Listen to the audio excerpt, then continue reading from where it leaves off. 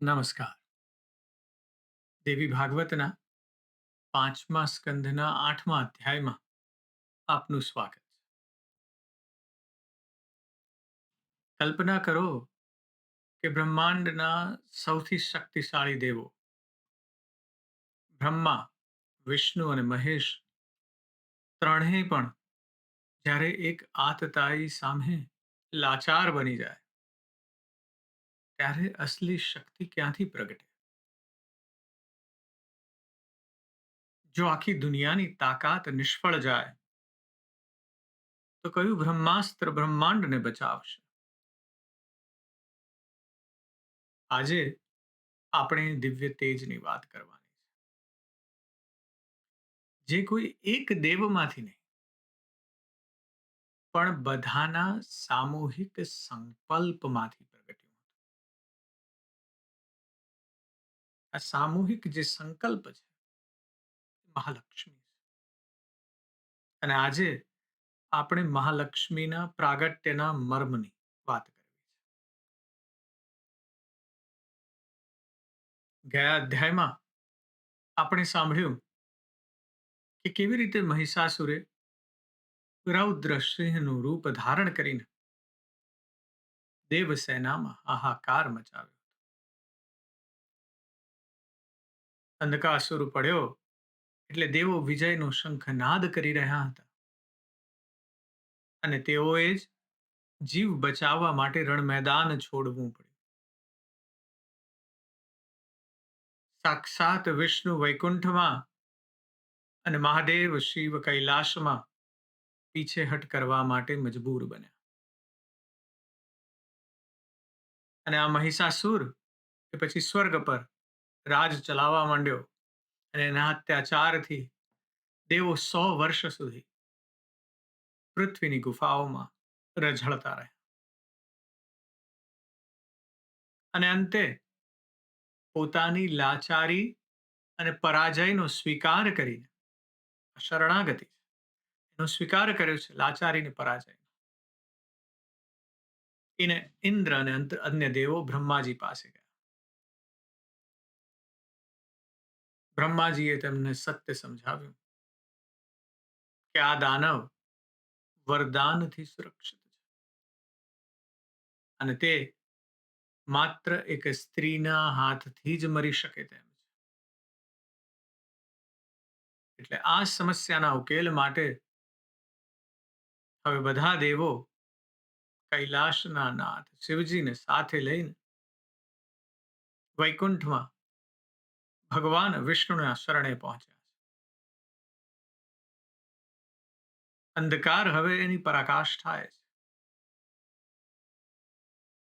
અને આજના અધ્યાયમાં આપણે એ અંધકારને હણનારા પ્રકાશનું આગમન જોવાના છે.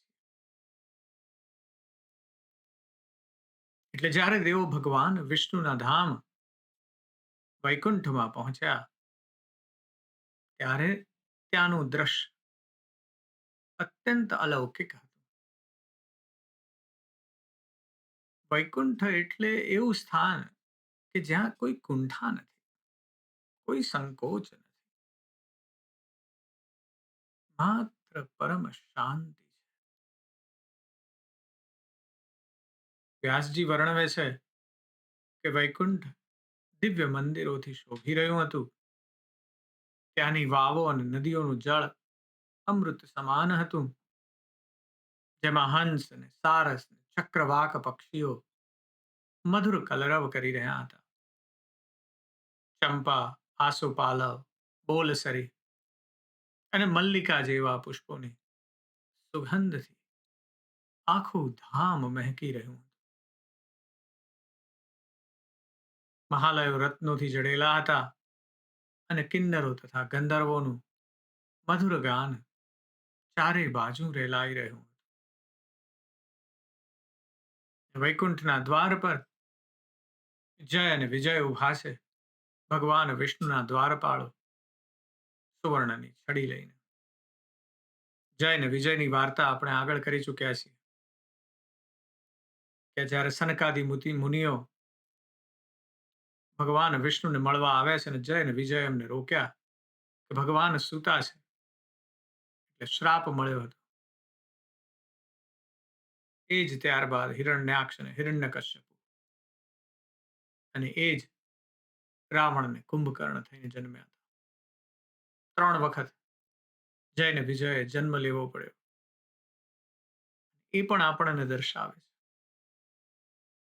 કે જય ને વિજય જ્યારે રાક્ષસ તરીકે જન્મ્યા છે ત્યારે ભગવાનને એટલી નિષ્ઠાથી હેટ્રેડ શત્રુતા પણ એટલી જ નિષ્ઠાથી કરી છે જેટલી નિષ્ઠાથી અત્યારે એની દ્વારપાળ બની ઉભા છે. એટલે ભગવાન કહે છે કે જો તમે મને પ્રેમ કરો ને તો સંપૂર્ણતાથી પ્રેમ કરો. 100% ઓછું, 100% ઓછું ચાલશે જ નહીં. જો શત્રુતાએ કરવી હોય ને તો કંસની જેમ કરો, શિશુપાલની જેમ કરો. આ એમનો 3જો જન્મ છે જય વિજય. એવી રીતે કરો કે 100% પૂર્ણ નિષ્ઠાથી કરો. વચ્ચેનો માર્ગ નહીં, માત્ર નિષ્ઠા, 100% નિષ્ઠા. એટલે એ જય વિજય ત્યાં ઉભા છે સુવર્ણની છડી લઈને દ્વારપાળ. એટલે દેવોએ વિનંતી કરી કે પ્રભુને જાણ કરો કે બ્રહ્મા, રુદ્ર અને અન્ય દેવો તેમના દર્શન માટે ઉભા છે. ભગવાન વિષ્ણુને જાણ થઈ કે દેવો દ્વાર પર આવીને ઉભેલા છે એટલે તરત બહાર આવ્યા અને દેવોના ચહેરા પરની ચિંતા અને થાક જોઈને કરુણા સાગર વિષ્ણુએ તેમને આસન આપ્યું ને પૂછ્યું કે તમે બધા ચિંતાતુર કેમ છો? તમારો પ્રભાવ કેમ ઓછો થયો? એટલે દેવોએ રડતા રડતા પોતાની વ્યથા કહી. કહ્યું કે હે લક્ષ્મીપતિ, પેલો મહાપાપી મહિષાસુર અમને પીડી રહ્યો છે. યજ્ઞના ભાગો પડાવી લે છે અને અમે પર્વતોની ગુફાઓમાં ભટકી રહ્યા છીએ. તે અજેય બની ગયો છે. ભગવાન વિષ્ણુ શાંતિથી બધું સાંભળ્યા પછી હસતા હસતા બોલ્યા. ભગવાન વિષ્ણુ કહે છે કે મિત્રો, આપણે તેને હરાવી શકતા નથી કારણ કે તે આ બ્રહ્માજીના વરદાનથી સુરક્ષિત છે. પણ જો આપણે બધા આપણી શક્તિઓ અને આપણી પત્નીઓના તેજને એકઠા કરીએ તો તેમાંથી એક એવી શક્તિ પ્રગટશે જે આ દાનવોનો નાશ કરશે. આ કલેક્ટિવ ની વાત છે. આ આપણા આખા ધર્મની ફિલોસોફીની વાત છે. કલેક્ટિવ. પશ્ચિમી જે સંસ્કૃતિઓ છે એમાં હીરોશિપ ખૂબ છે. એટલે કે ઇન્ડિવિજ્યુઅલ ની વાત ખૂબ વધારે છે. ઇન્ડિવિજ્યુઅલિઝમને આગળ કરે છે. જ્યારે પૂર્વની બધી જે સંસ્કૃતિઓ છે એ બધી સંસ્કૃતિઓ કલેક્ટિવ એટલે કે એકઠા થઈને આગળ થવાની વાત કરે છે. એક નાનકડા ગામની યાદ આવે છે કે ઘણા વખત પહેલા એક નાનકડા ગામમાં જવાનું થયું હતું. અરાઉન્ડ 30 વર્ષ પહેલાની વાત છે. અને ત્યારે પહોંચ્યા અને સાંજે લાઈટો જતી રહી. અને બહુ જ રેગ્યુલરલી આવું બનતું. ગામમાં ભારે અંધકાર છવાઈ ગયો.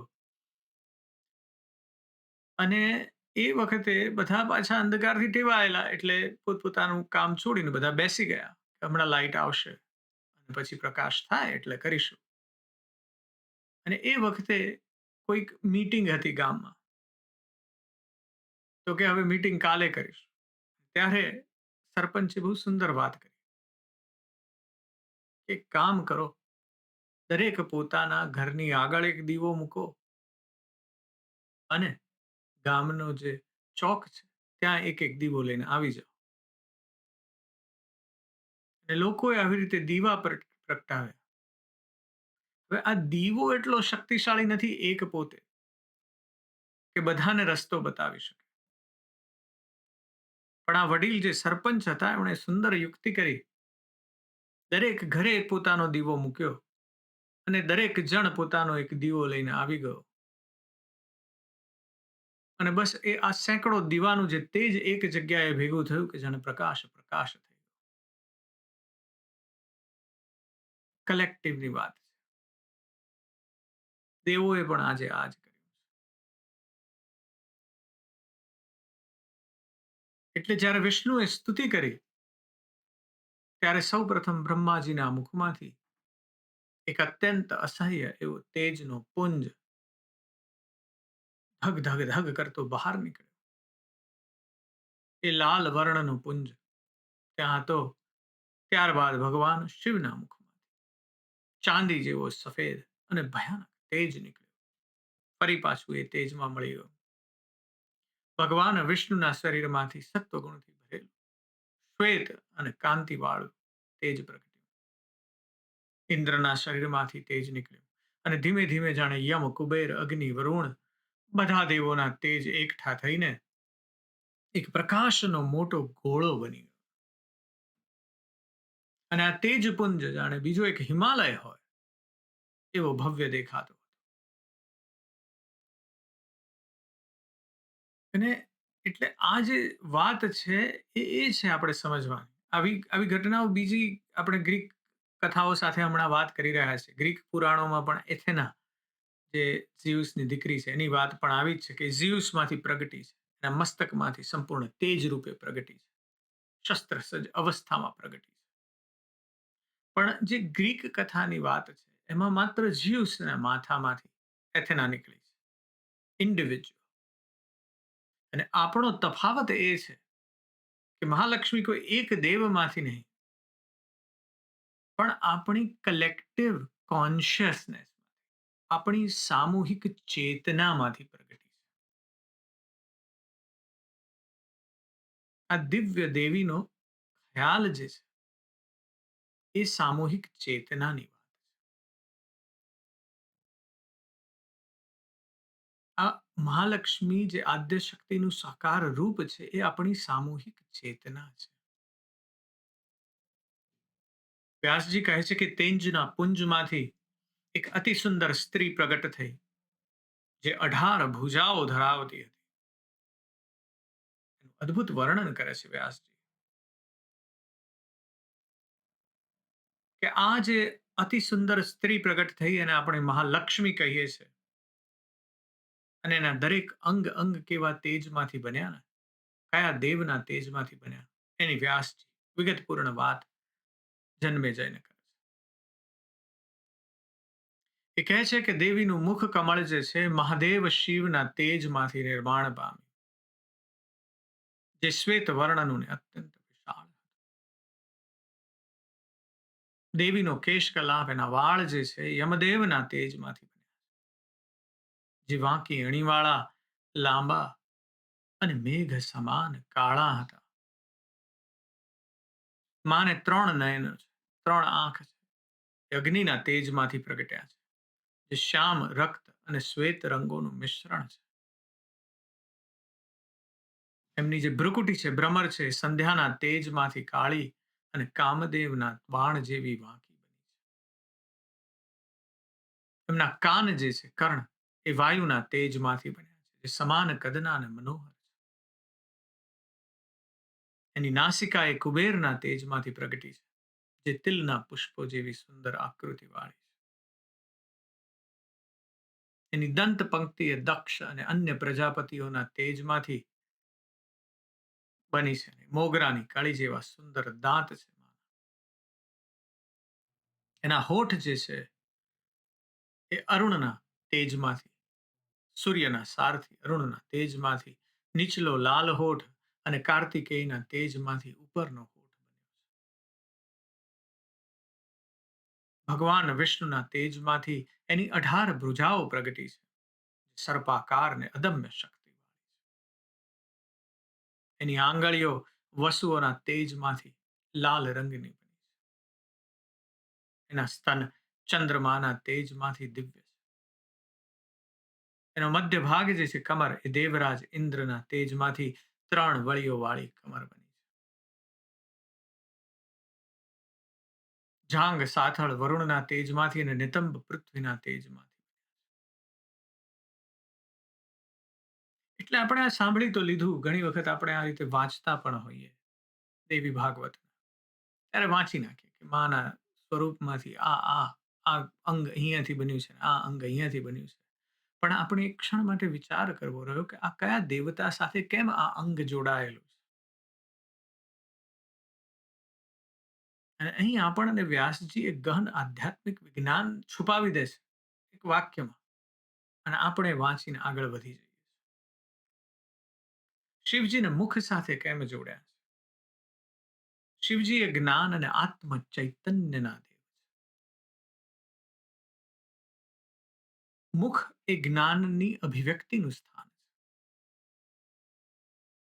તેથી શિવજીના તેજમાંથી મુખ બન્યું છે, જેથી દેવીનું મુખ પરમ શાંતિ અને જ્ઞાનનું પ્રતીક બની રહે. યમરાજ સાથે કેશ વાળને જોડ્યા છે, કારણ કે યમરાજ એ કાળના સ્વામી છે, સમયના સ્વામી. વાળ એ વૃદ્ધિ અને સમયના પ્રવાહનું પ્રતીક છે. જેમ સમય વહે છે તેમ વાળ વધે છે. કાળા વાળ એ બ્રહ્માંડના અગાધ અંધકાર અને સમયની ગૂઢતાને દર્શાવે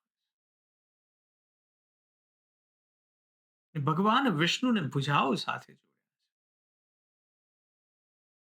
વિષ્ણુ એ સ્થિતિ એટલે કે પાલનના દેવ છે, અને પાલન કરવા માટે કર્મ, એક્શનની જરૂર હોય છે. હાથ એ કર્મનું પ્રતીક છે, એનું સાધન છે. 18 ભુજાઓ એ બ્રહ્માંડની તમામ દિશાઓમાં રક્ષણ કરવાની એ દેવીની બહુમુખી ક્ષમતા દર્શાવે. અગ્નિ અને નયનની વાત. અગ્નિ એ જ પ્રકાશ અને એ જ દ્રષ્ટિ છે. આંખો એ શરીરનો અગ્નિ છે, જગતને જુએ છે અને અજ્ઞાનનો નાશ કરે છે. પૃથ્વી સાથે નિતંબ અને સાથળને જોડી દીધા છે. પૃથ્વી આધાર છે, ફાઉન્ડેશન છે. શરીરનો એ નીચેનો ભાગ એ આખા શરીરનો ભાર ઉઠાવે છે. આ દેવી આખી સૃષ્ટિનો ભાર ઉઠાવશે. તેથી પૃથ્વીએ તેમને આ મજબૂત આધાર આપ્યો છે. એટલે મહાલક્ષ્મીનું જે પ્રાગટ્ય છે એ આપણા કલેક્ટિવ કોન્શિયસની વાત છે, આપણી સામૂહિક ચેતનાની વાત છે. ટીમ પ્રોજેક્ટ જેમાં દરેક એક્સપર્ટ પોતાનું શ્રેષ્ઠ યોગદાન આપે છે. જો કોઈ સારામાં સારું સોફ્ટવેર બનાવવું હોય તો ડિઝાઇનરની કળા જોઈએ, કોડરની બુદ્ધિ જોઈએ, ટેસ્ટરની ચોકસાઈ જોઈએ. અને આ બધું ભેગું થાય ને તો જ એક અજેય પ્રોજેક્ટ તૈયાર થાય. એવી રીતે આ દેવોની પોતાની એક્સપર્ટીઝ, પોતાની ક્ષમતાઓ જે છે, એમની શ્રેષ્ઠતાઓ જે છે એ ભેગી થઈ છે. અને એ ભેગી થઈ છે ત્યારે પરાશક્તિ પ્રગટ થઈ છે. અને અંતે બધા દેવોએ પોતાના જે દિવ્ય આયુધો છે આ દેવીને અર્પણ કર્યા, અને દેવીએ અટ્ટહાસ્ય કર્યું છે, જેનાથી બ્રહ્માંડ ધ્રુજી ઉઠ્યું. અને હવે મહિષાસુરને કંપારી છૂટવાની.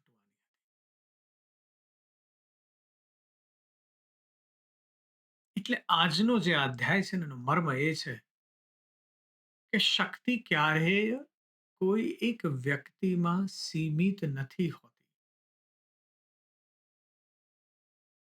જ્યારે પણ નબળાઈનો સામનો કરવાનો હોય ત્યારે અહંકાર ત્યજીને એકતા સ્થાપિત કરવી પડે છે. દેવોએ જ્યારે પોતપોતાનું હું પણ છોડી દીધું, 100 વર્ષ લાગ્યા છે, અને પોતાની શક્તિઓને એક બિંદુ પર કેન્દ્રિત કરી, ત્યારે જ અધર્મનો નાશ કરનારી એ જગદંબા પ્રગટી છે. અને એટલે આધ્યાત્મિક સંદેશ એ જ છે કે વિજય હંમેશા નમ્રતા અને શરણાગતિની પાછળ આવે છે. જો ભગવાન વિષ્ણુ અને શિવ પણ દેવી શક્તિના અંશ છે, તો આપણે કયા અંધકારમાં રાચીએ છીએ? શક્તિ આપણી અંદર જ છે, પણ વિખરાયેલી છે. તેને જગાડવા માટે શુદ્ધ સંકલ્પ અને ભક્તિની જરૂર છે. આવતા અધ્યાયમાં આપણે આ દેવીના વર્ણનની વાતને આગળ કરીશું. ત્યાં સુધી આ શક્તિનું સ્મરણ કરતા રહો. આજે બસ આટલું જ. તમારી અંદર બેઠેલા તે પરમ તત્વને પ્રણામ કરું છું. નમસ્કાર.